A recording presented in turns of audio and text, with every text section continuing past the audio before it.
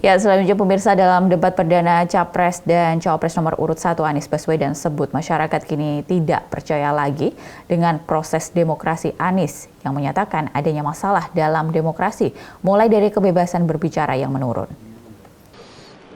Saya rasa lebih dari sekedar partai politik. Rakyat tidak percaya kepada proses demokrasi yang sekarang terjadi.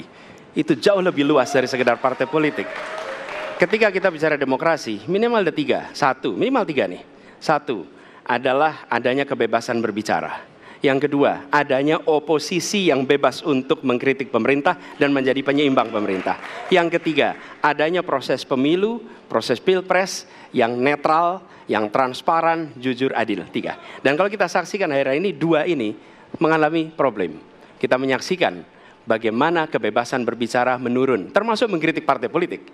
Dan angka demokrasi kita menurun, indeks demokrasi kita.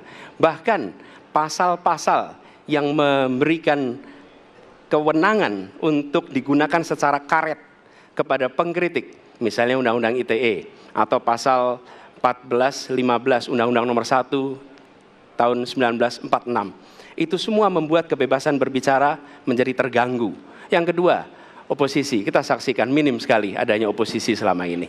Dan sekarang ujiannya adalah besok. Bisakah pemilu diselenggarakan dengan netralitas, dengan adil, dengan jujur? Ini ujian ketiga.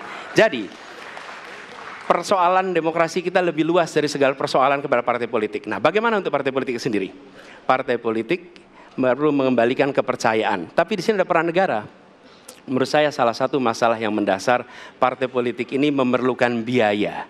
Dan biaya politik selama ini tidak pernah diperhatikan di dalam proses politik. Untuk kampanye, untuk operasional partai, semua ada biayanya. Sudah saatnya pembiayaan politik itu dihitung dengan benar. Ada transparansi, sehingga rakyat pun melihat ini institusi yang bisa dipertanggungjawabkan. Jadi salah satu reformnya adalah reform pembiayaan politik oleh partai politik. Terima kasih.